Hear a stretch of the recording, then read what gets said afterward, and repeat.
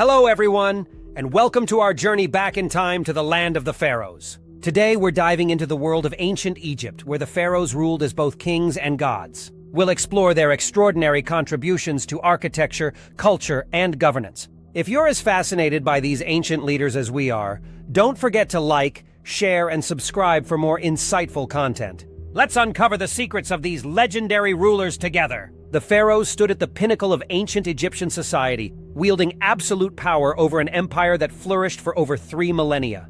These rulers were seen not just as kings but as gods on earth, direct descendants of the sun god Ra, tasked with maintaining harmony and order across the land. Their rule was sustained through a mix of political savvy, religious legitimacy, and military might. From the first dynasty with King Narmer, who unified Upper and Lower Egypt around 3100 BCE, to the famous Cleopatra VII, who witnessed the demise of the Pharaonic age, each pharaoh played a role in shaping the history of this fascinating civilization.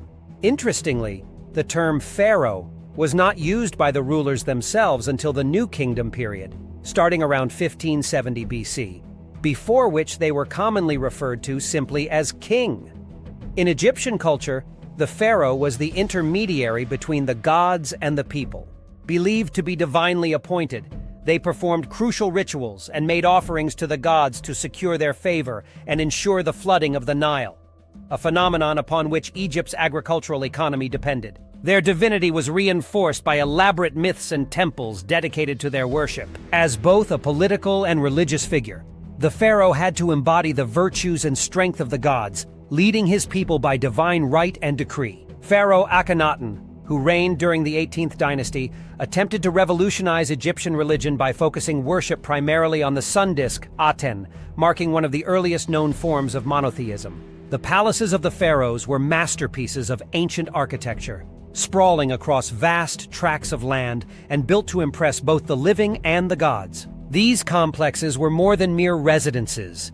They were centers of government, religious life, and economic control. Lavishly decorated with gold, lapis lazuli, and fine alabaster, the walls of these palaces depicted the pharaohs' divine nature and their earthly accomplishments. Gardens, pools, and courtyards within the palace grounds mirrored the paradise that Egyptians aspired to in the afterlife, a testament to their architectural and artistic prowess. The ruins of the Palace of Apries, an Egyptian pharaoh, can still be seen today at Memphis. This palace was known for its labyrinthine design and vast size, similar to a small city. Egypt's geographical location blessed it with abundant natural resources, including gold mines in the eastern desert and the Sinai Peninsula, and rich quarries of limestone and granite. These resources were expertly exploited to build temples and monuments and to fund the lavish lifestyles of the pharaohs. The wealth of Egypt was legendary, attracting merchants and invaders alike. Gold, particularly, was amassed in great quantities,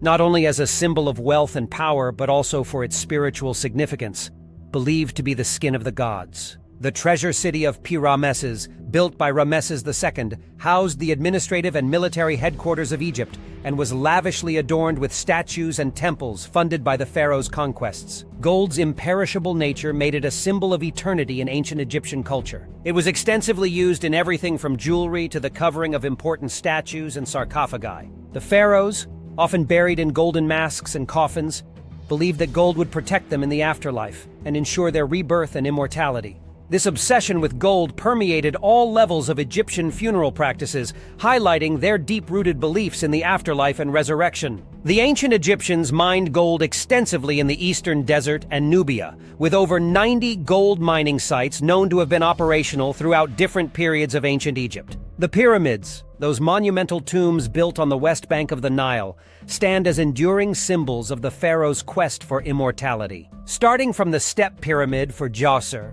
built by the architect Imhotep in the 27th century BCE, to the Great Pyramids of Giza, these structures required a massive mobilization of resources, including the labor of thousands of workers over decades. They were engineered not just to serve as tombs, but as stairways to the heavens, allowing the pharaohs to ascend to the afterlife and join the gods. The Great Pyramid of Giza was originally covered in casing stones made of highly polished Tura limestone, meant to reflect the sun's rays and make the pyramid shine like a gem.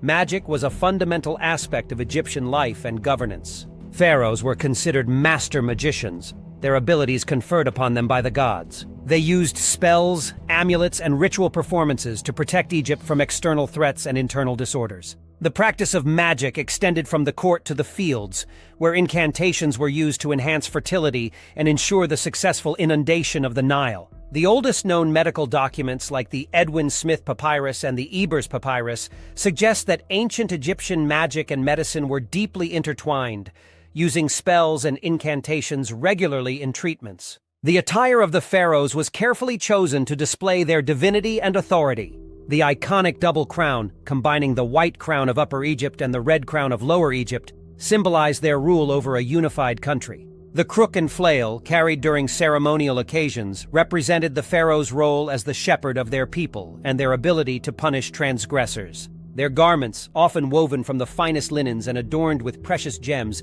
communicated their status at the pinnacle of Egyptian society. The royal crowns of Egypt, like the Deshret crown of Lower Egypt and the Hedjet crown of Upper Egypt, were not only worn for ceremonial purposes, but also depicted extensively in temple reliefs and statues to signify the divine rule of the pharaohs over unified Egypt. The royal family was integral to the stability and continuity of pharaonic rule. Marriages within the royal family were common, aimed at preserving the divine bloodline. The pharaoh's children were raised in an environment of luxury and strict training, learning statecraft, religion, and military skills from a young age. Daughters were often married off to forge alliances, while sons were groomed for succession or high-ranking positions within the temple or military. Tutankhamun was married to his half-sister Ankhesenamun, and their lineage illustrates the common practice of intermarriage within the royal family to preserve the royal bloodline.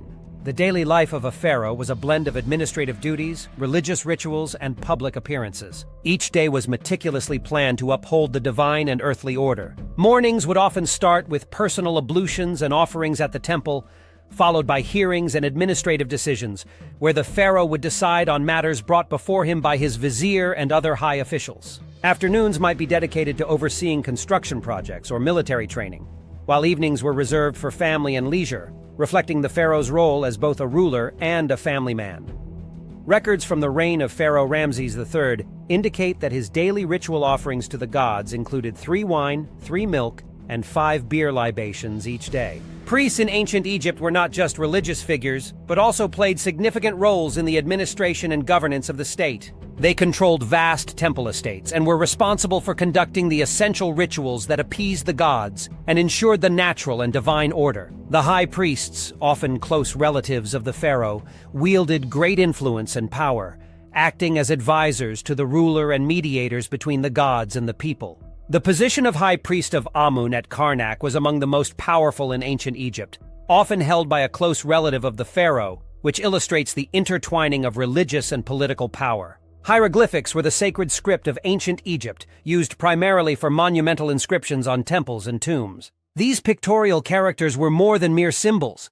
They were believed to hold the power of the objects and concepts they represented. Mastering hieroglyphics required years of training and was generally restricted to a select group of scribes and priests who used this knowledge to record the history and religious beliefs of their time, as well as to perform magical and religious texts. The Rosetta Stone, discovered in 1799 by French soldiers who were rebuilding a fort in Egypt, was the key to deciphering Egyptian hieroglyphs, bridging the gap between ancient and modern understanding of Egyptian writing. Religious and agricultural festivals punctuated the Egyptian calendar, providing opportunities for communal gatherings and the reaffirmation of social and cosmic order. These events often involved processions, music, dancing, and importantly, offerings to the gods. The pharaoh played a central role in these festivals, which reinforced his divine status and his connection to the people. One of the most important was the beautiful Festival of the Valley, which celebrated the dead and allowed the living to interact with their ancestors through feasts and rituals. The Festival of Opet was an important event where the statues of Amun, Mut, and Khonsu were paraded from Karnak to Luxor along the Nile, celebrating the fertility of the land and the renewal of the king's power. The decline of the pharaohs can be attributed to a combination of internal strife, economic problems, and foreign invasions. Over time, the power of the priesthood grew, rivaling that of the pharaoh, and weakening central authority. Additionally, ambitious projects depleted the state's coffers, leading to increased taxation and social unrest. The final centuries of pharaonic rule saw repeated invasions by Persians, Greeks, and finally Romans, each diluting the native authority until the last pharaoh, Cleopatra VII, saw the incorporation of Egypt into the Roman Empire. The last native Egyptian to rule Egypt was Nectanebo II, overthrown by the Persians in 343 BC before the later conquests by Alexander the Great and the establishment of the Ptolemaic dynasty. The tombs of many pharaohs were lost to history, hidden away in the vast, shifting sands of the desert or plundered by grave robbers. It was only with the advent of modern archaeology in the 19th century that many of these tombs were rediscovered, revealing their rich contents and providing insights into the lives, deaths, and religious practices of the pharaohs. The most famous of these discoveries, that of Tutankhamun's tomb in 1922, dazzled the world with its fabulous treasures and the incredible preservation of the burial goods.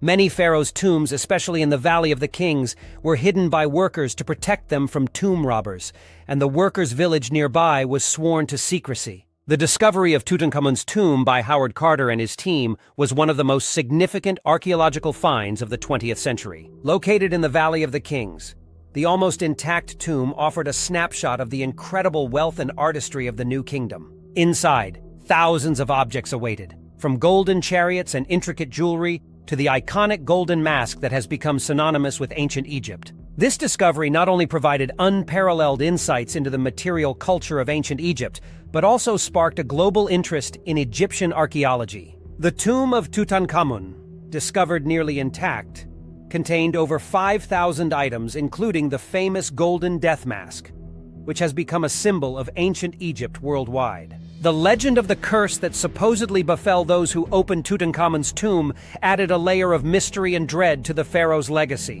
While modern science explains away many of the misfortunes as coincidences or the result of exposure to toxins within the tomb, the curse narrative has endured in popular culture, inspiring books, movies, and television shows. This mystique continues to enhance the allure of ancient Egypt, drawing tourists and scholars alike to its sands. Lord Carnarvon, the financial backer of the excavation of Tutankhamun's tomb, died under mysterious circumstances shortly after the tomb was opened, which fueled speculation about a curse. Pharaohs have captivated the imagination of filmmakers and audiences for decades, portrayed in films as both benevolent rulers and tyrannical despots. These portrayals, while often dramatized, highlight the enduring fascination with ancient Egypt and its leaders. Movies such as Cleopatra and The Mummy reflect the blend of historical fact and creative fiction that continues to draw people to the stories of the pharaohs. The 1963 movie Cleopatra, starring Elizabeth Taylor, was the most expensive movie made at the time,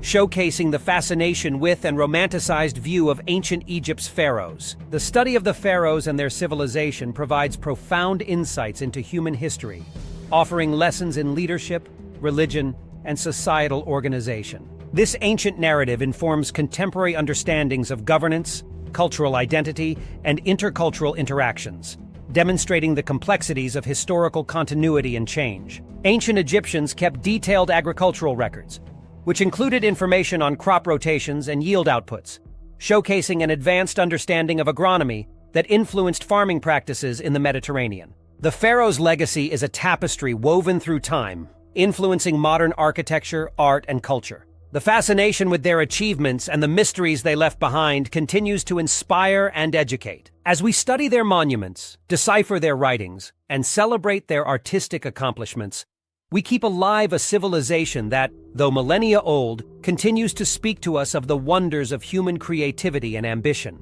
Egyptian obelisks, originally erected during the time of the pharaohs, now stand in modern cities around the world, including Paris, London, New York, and Rome, as symbols of Egypt's enduring legacy. Thank you for exploring the enigmatic world of the ancient Egyptian pharaohs with us. We hope this journey has enlightened you about their profound impact on history and their enduring legacy. If you enjoyed this video and want to learn more about the wonders of the past, please remember to like, share, and subscribe for more content. Your support helps us keep bringing these historical treasures to light. Stay curious, and we'll see you in the next adventure into history.